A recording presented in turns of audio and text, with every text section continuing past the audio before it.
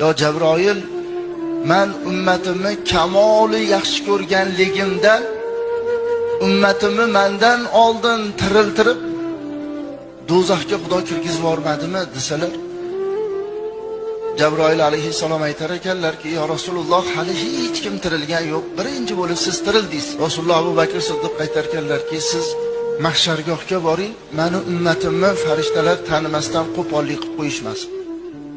Yo Umar, siz Sirot ko'prigiga boring, oyog'i toyilib biror ummatim jahannamga tushib ketib qolmasin. Yo Ali, siz do'zaxning eshigiga boring, biror bir ummatim do'zaxga kirib ketib qolmasin.